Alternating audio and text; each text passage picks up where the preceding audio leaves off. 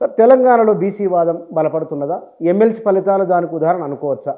100%. ఎందుకంటే గత చాలా కాలంగా మనం మాట్లాడుకుంటున్నాము. ఇప్పుడు వీస్తున్నది బీసీ గాలే రాజకీయాలలో.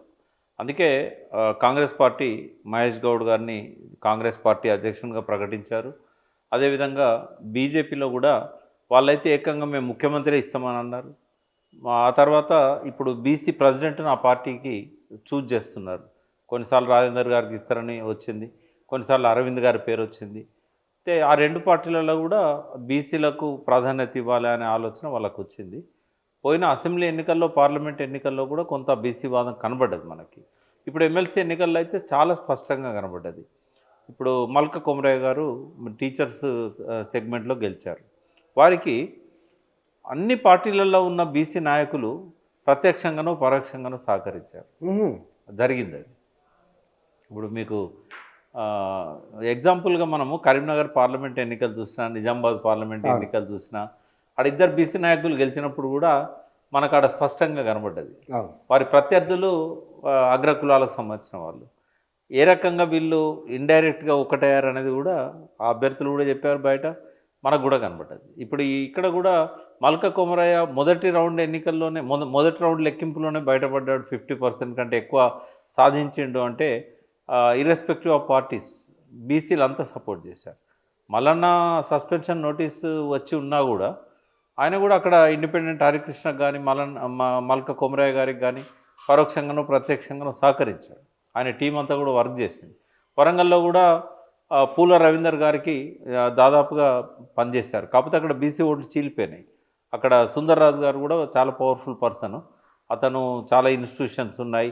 ఈ ప్రైవేటు లెక్చరర్స్ మన మేనేజ్మెంట్ వాటికి ఆయన ప్రెసిడెంట్ కూడా ఉన్నాడు. వీళ్ళు 5-6 నెలల నుంచే ఎన్రోల్మెంట్ కూడా బాగా చేయించారు. అయితే వాళ్ళిద్దరి మధ్య చీలిపోకపోతే అక్కడ కూడా బీసీ అభ్యర్థి టీచర్ కాన్స్టిట్యున్సీ నుంచి గెలిచే అవకాశం ఉండే. ఇవాళ హరికృష్ణ ఏ రకంగా బలమైన పోటీ ఇచ్చాడో మనం చూసాం. బీజేపీ కాంగ్రెస్ ఇద్దరు అభ్యర్థులకు. బీఎస్పీ అభ్యర్థి అవును, బట్ అక్కడ బహుజన అభ్యర్థి. పార్టీ గుర్తింపు కంటే కూడా ఆయనకి ఎక్కువగా దాదాపు బీసీలంతా ఒకటేనని చెప్పొచ్చు ఆయన విషయంలో. కొమరయ్యకి ఎట్లయితే ఆ సపోర్ట్ వచ్చిందో కొమరయ్య గారికి, అదే సపోర్ట్ హరికృష్ణకు కూడా వచ్చింది. కాకుంటే అగ్రకులాలు కూడా ఐక్యమవుతున్నాయి. పార్టీలు వేరైనా కూడా రెండవ ప్రాధాన్యత ఓటు కాంగ్రెస్ బీజేపీకి ఎట్లేస్తుంది మీరు చూడండి. అక్కడ కొన్ని వేల ఓట్లు.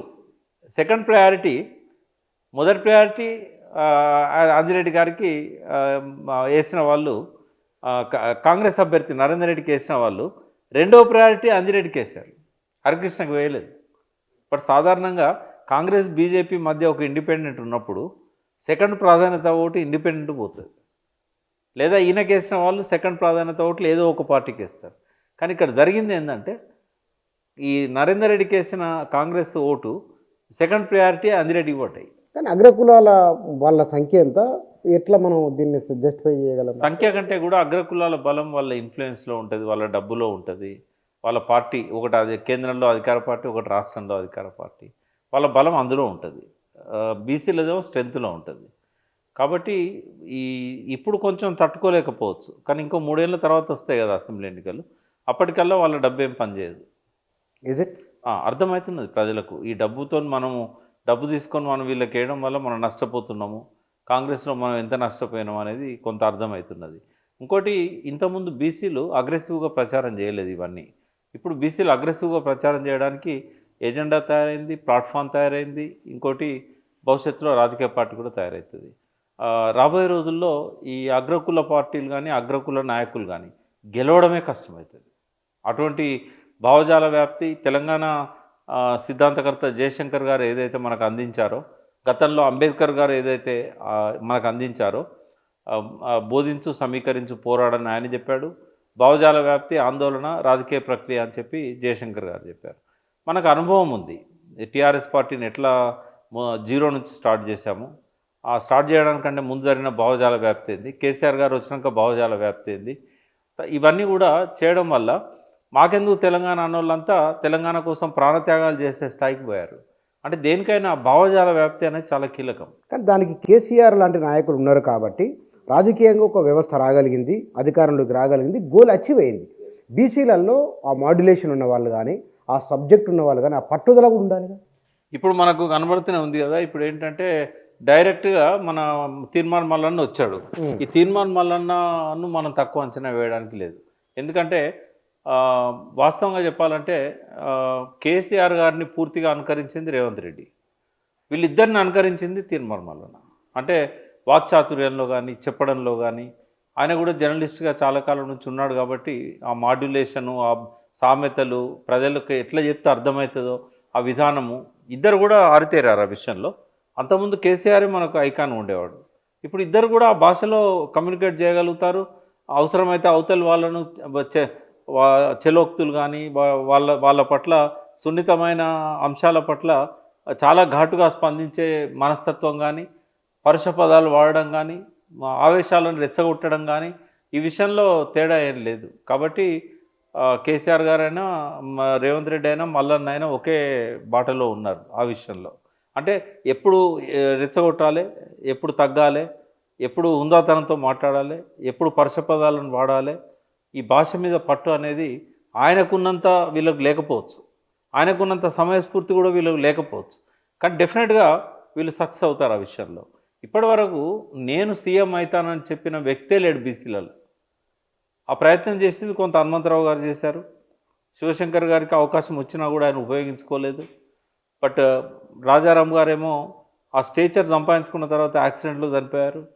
ఇంకా కొంతమంది నాయకులు డి శ్రీనివాస్ లాంటి వాళ్ళు వివక్షకు గురై వాళ్ళు సమైక్య రాష్ట్రంలో ముఖ్యమంత్రి కాలేకపోయారు.